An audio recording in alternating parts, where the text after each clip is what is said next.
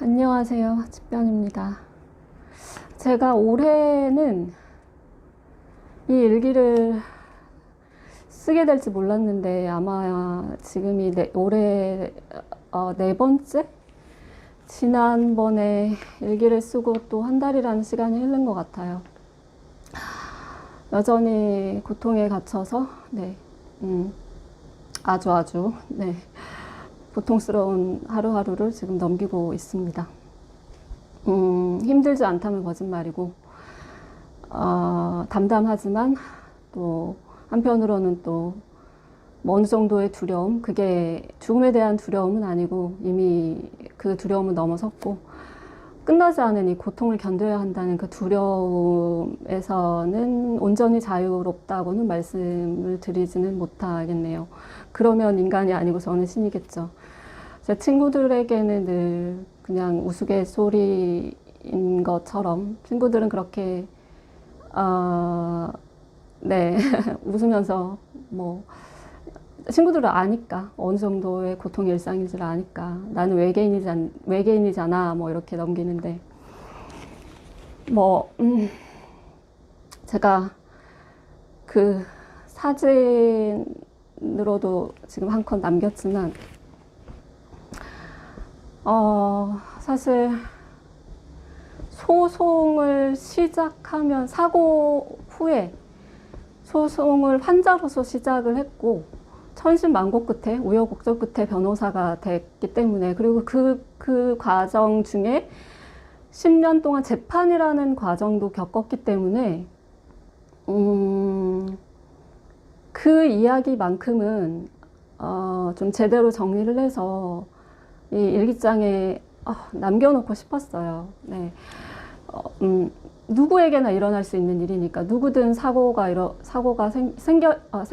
나면 안 되겠지만 사고도 일어날 수 있고 사고의 피해자가 될 수도 있는 일이고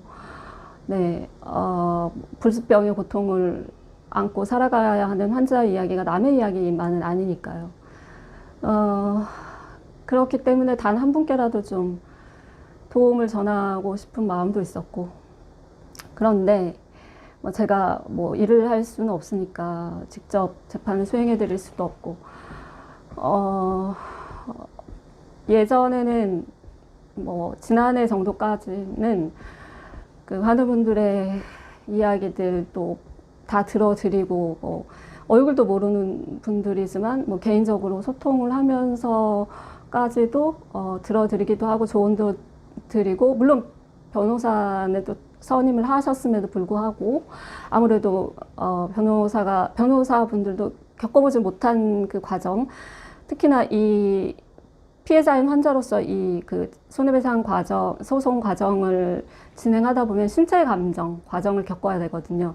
이 신체 감정 과정만으로도 몇 년이 걸리는 일이에요. 그래서 그 고통, 2중, 3중의 고통을 직접 겪어본 건 아니다 보니까 그런 고통, 모든 과정을 다 겪은 변호사로서 이렇게 충분히 공감해 드리고 조언해 드리는 부분이 그분들에게는 감사하게도 힘이 되었던 것 같아요. 그런데 이제 그러한 것들도 제가 너무 힘에 붙여서 놓아버린 지 오래이기 때문에 아무튼 오늘 베란다 나가서 저 재판 기록들, 사진에 담긴 저 재판 기록들이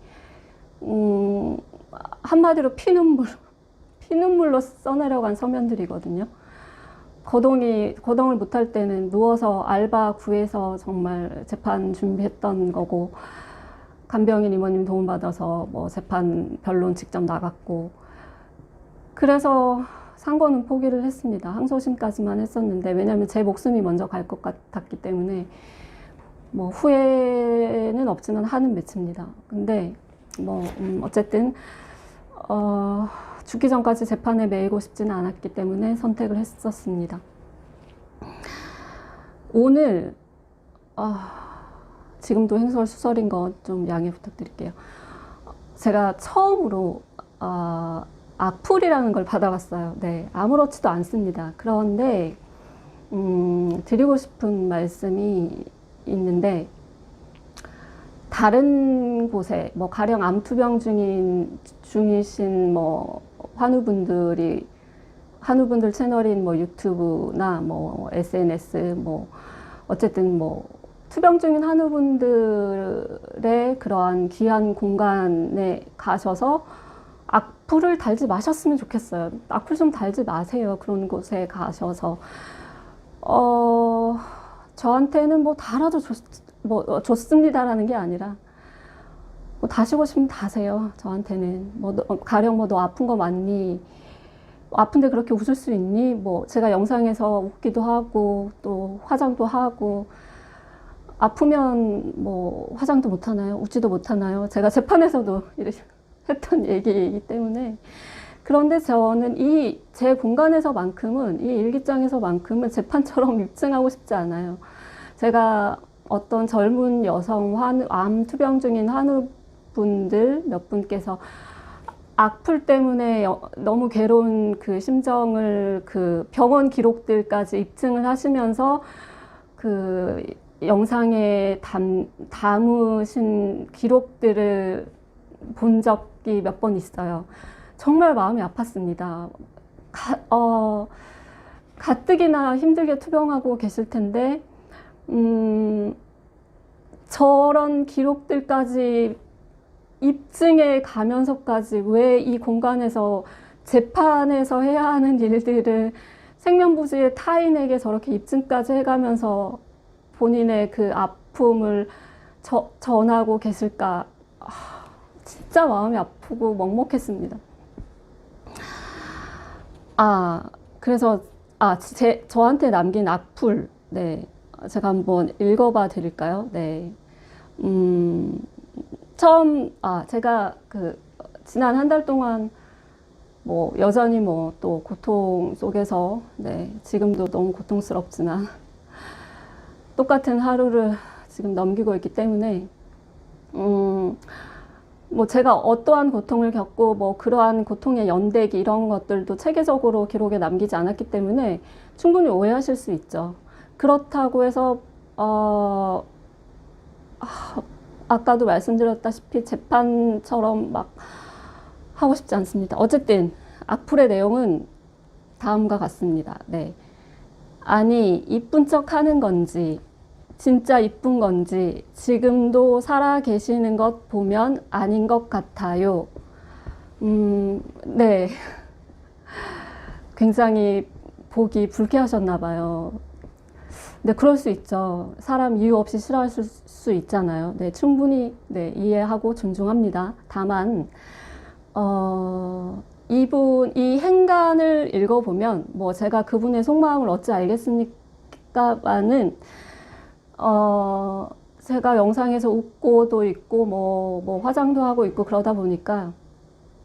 근데 매일 아프다고, 분명히 매일 아프다고 막 그러고 있어. 죽음의 고통입니다. 안락사도 뭐 생각까지 했습니다. 뭐 그러고 있어. 근데 아직도 살아있네? 이게 수년 전 영상에 담긴 댓글이에요. 근데 지금도 살아있네? 그래서 그분의 입장에서는, 아니, 그렇게 아프면 지금은 죽었어야지. 하늘에 가 있어야지. 너 정말 아픈 거 맞니? 아픈 척 하는 거, 연기하는 거 아니니? 뭐, 그런 마음 아닐까요? 뭐, 아닐 수도 있겠지만, 뭐, 더 심한, 뭐, 말씀을 뭐, 달고 싶으셨던 건지 그런 건 모르겠지만, 네, 저 지금도 살아있습니다. 뭐라고 해야 될까요? 지금도 살아있어서 죄송합니다라고 해야 될까요? 네, 안타깝게도 제가 뭐 정신력이 독한 건지 강한 건지 의지가 너무 강한 건지 아니면 뭐 어쨌든 아직 죽을 운명이 아닌 건지 죽을 듯 말 듯 생과 사의 모호한 경계에서 이렇게 질기게 목숨을 연명하고 있습니다. 다시 한번 말씀드리지만 다른 한우분들께는 이런 악플 제발 달지 마셨으면 좋겠어요. 그리고 사고 나서 피해자로 평생 그 처음부터 뭐 항경련제, 마약 진통제 이런 독한 약들을 복용해야 할 만큼 극한의 고통을 견디며 그 끔찍한 재판 과정을 겪어본 적 있으신가요? 제가 답을 드릴 수가 없으니까. 그런 모든 고통의 과정을 보신 분은 절대 뭐 이런 생각도 못 하죠. 그래서 뭐 그런 공감 능력, 그렇게, 뭐 어쨌든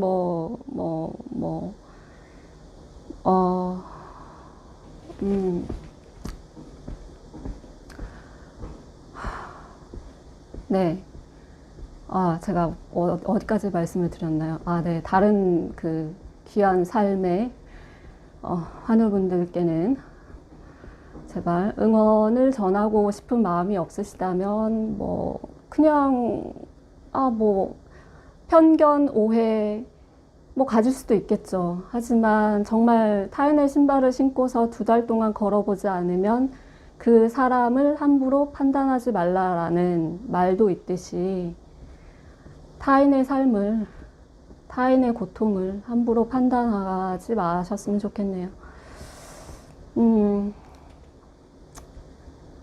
뭐 저한테 뭐 더한 악플을 뭐 다시는 분이 앞으로 계신다고 할지라도 뭐 제가 너무 힘들어서 고소장 쓸 여력도 없고, 모르죠. 또 뭐 고소장을 쓴들 뭐 얼굴 한번 뭐 뵈러 경찰서 갈까요? 그냥 웃고 말고요.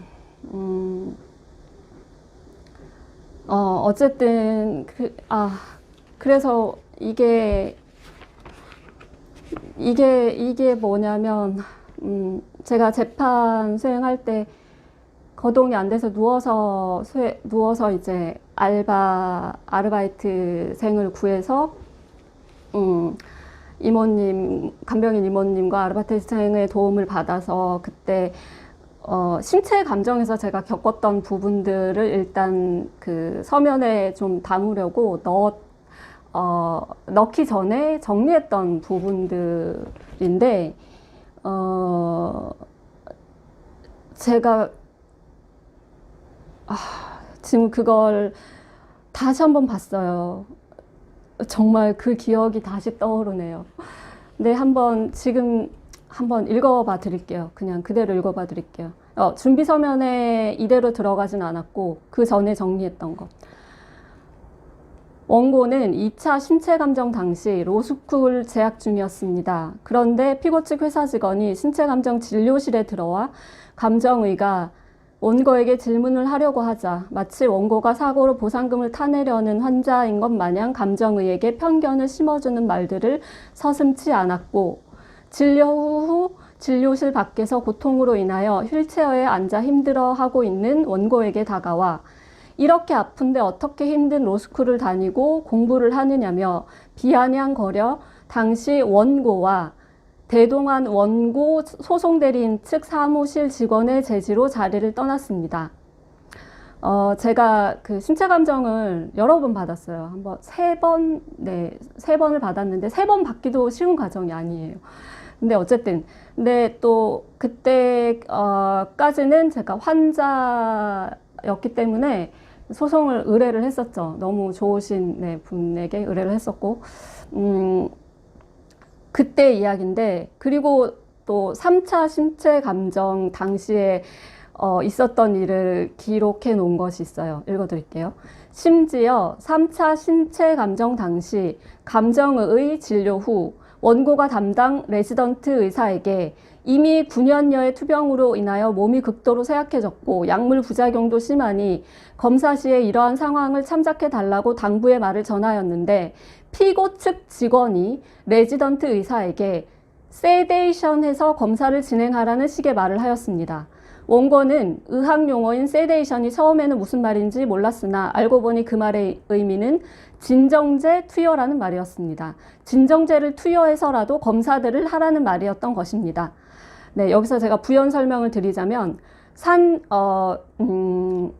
제가 신체 감정, 3차 신체 감정도 제가 모든 비용을 그때 부담을 했었어요. 2차 때는 피고 측에서 1차 신체 감정을 부정하면서 신체 감정 한 번 더 받아라고 해서 네, 피고 측에서 의뢰를 했었고, 제가 3차 때는 신체 감정을 한 번 더 받겠다. 너무 억울하다. 그렇게 해서 이루어졌던 신체 감정이었는데, 그러니까 제가 어차피 비용을 부담하고 있는 것이었잖아요. 그러다 보니까 모든 피고 측 피고 보험회사 직원이었어요. 직원이 저 담당 신체 감정을 담당하는 레지던트 의사, 전공 의사한테 진정제를 투여해서라도 모든 검사를 시켜라고.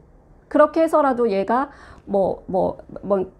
보상금을 적게 주려면 이 장애율이나 이 고통들이 약간 꾀병인 것 같다, 과장하는 것 같다라던가 이런 것들을 신체 감정하는 의사, 교수가 써주기를 바라면서 피고 측은 그렇게 압박을 가하는 거죠.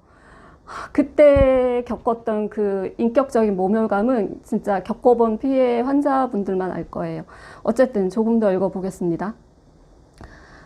아무리 사기 환자를 가리거나 보상금을 적게 줄 목적으로 환자들을 편견의 눈으로 바라보는 보험사의 행태를 용인한다고 할지라도 원고와 같은 선의의 피해자인 환자들은 실습 대상인 마루타가 아니라 인격을 지닌 사람입니다. 그리고 이번 감정 진행 중 원고는 검사들을 버티기 힘든 상태였지만 신체 감정이라는 특수성을 감내하고서 여러 차례 마취 동의서에 동의를 하고 수면 마취하에 통증 유발 검사 등을 진행하였는데 의식을 차린 후 찾아온 극심한 고통과 수주 동안 풀리지 않고 이어진 근육 강직 등의 검사 후유증까지 견뎌내야 했습니다. 더욱이 수차례 시행한 MRI 검사에서 원고는 근경련으로 인하여 검사 자체가 어려웠고 검사 전 약물 마취의 부작용을 우려하여 수면 마취 없이 진행할 것을 담당 레지던트 의사에게 분명히 전하였으나 당시 고용했던 간병인이 전하였으나 원고도 모르게 레지던트 의사가 편의상 수면 마취하에 검사를 진행하려고 하였습니다.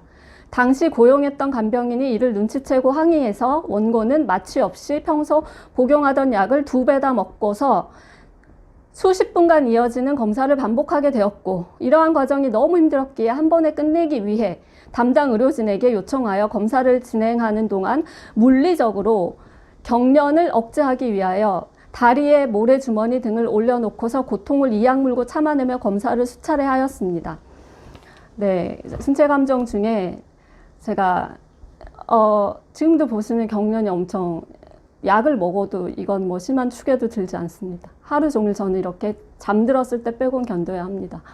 그리고 이 경련이 떨리는 경련이 아니에요. 떨리는 것처럼 보이시지만 경련이 전신으로 퍼졌는데 근육이 수축하면서 움찔움찔하면서 뼈가 끊어지고 불에 타는 그 신경병증 통증까지 수반을 합니다. 어쨌든 이 경련 때문에 MRI를 정상적으로 수행할 수가 없으니까 제가 모래주머니라도 올려달라고 그렇게 해서 검사를 한 적도 있고, 왜냐면 검사를 하기 위해서 수면 마취를 너무 많이 하니까, 프로포폴 아시죠? 그런 것들 이제 하니까 제 몸이 너무 힘든 거예요. 그래서 그 당시에 그리고 신체 감정 비용이 거의 800만 원을 넘어가서 900만 원에 육박을 하게 됐어요. 이건 아니다 싶어서 제가 그 담당 그 교수님과 재판부 법원에 그러한 사정들, 이건 너무 과도한 거 아니냐라고 해서 그 검사를 더 이상 진행하지 않은 적도 있습니다. 네. 아무튼 그냥 짧게 이 자료가 있길래 잠깐 읽어드린 것입니다. 결론적으로 제가 숨도 너무 차기 때문에 빨리 말을 했더니 악플, 이 악플 보면서 네, 제가 그 재판 기록을 한번 다시 훑어봤네요. 악플, 아까도 말씀드렸지만 당장은 시한부 선고가 내려지지는 않더라도 점점 더 극한의 고통, 그리고 약들 때문에 그로 인한 합병증까지, 상식적으로도 그렇잖아요. 의학적으로도 당연히 그 독한 약들을 계속 수년간 오래 복용하면 장기 기능도 악화되는 것은 상식적으로도 당연한 일이니까. 그렇게 아주 건강한 사람만큼 오래 살 수는 없죠. 당연히. 그렇게 좀, 오랜 기간, 장기간 투병을 하게 되면서, 그렇게 살아있는 것도 아닌, 그렇다고 목숨은 붙어 있는 채로, 한우 친구들 간에 이런 말도 하죠. 그냥 산 송장인 채로 죽지 못해 버틴다. 네. 건강한 제 친구들은 그 실상을 너무나도 오랫동안 지켜봐 왔기 때문에, 힘내라는 말조차 하지도 않죠. 그냥 묵묵히 들어주고 곁을 지켜줍니다. 감사하죠. 설명할 필요도 없고, 더 이상 재판처럼 입증할 필요도 없고, 어쨌든, 귀한 그 삶을 살아가고 계시는 환우분들의 그 고통의 모습들, 과정들을 겪어보지 않았음에도 불구하고 악플을 다는 그런 위법행위 저지르지 마셨으면 좋겠습니다. 한 인간으로서도 해서는 안 될 행동이잖아요. 그죠? 저에게 악플 다신 분의 오해는 충분히 저도 이해를 이해합니다. 그럴 수 있죠. 얼마든지 어쨌든 전 이렇게 오늘도 살아있네요. 오늘 저에게 그 글 남겨주신 분, 아직도 살아있는데 이건 아닌 것 같다라고 해주신 분이 이 영상은 보고 계시지 않겠지만 혹시나 보신다면,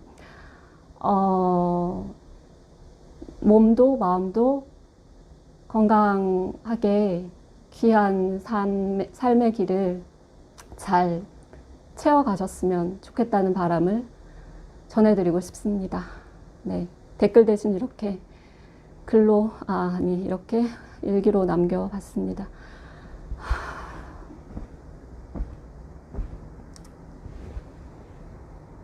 그냥 감사합니다. 저는 지금도 감사한 마음은 감사해요. 너무 고통스러운데 감사합니다. 너무 고통스럽고 두려운 부분도 있지만 환매치는 부분도 크지만 감사한 부분들이 그런 부분들을 커버해주는 게 어느 정도 있는 것 같아요. 그 부분에 이렇게 저라는 사람이 어떤 사람인지도 모르고 제 삶의 고통이 어떠한 모습인지도 모르는데도 불구하고 귀한 마음을 진짜 조심스럽게 전해주시는 생면부지에, 그렇지만 이제는 너무나도 감사한 저에겐 또 귀한 인연인 분들, 지난 드문 일기를 쓰긴 했지만 지난 몇 년간 더욱이나 초반부터 지금까지 저라는 사람의 근황을 궁금해 주시고 정말 진심으로 걱정해 주시는 분들께 또 오늘 일기를 쓴 시간을 빌어서 정말 감사드린다는 인사도 전해드리고 싶습니다. 감사합니다, 여러분. 여름인데, 그리고 폭우 피해 입으신 분들도 너무 많으시던데 마음이 아프네요.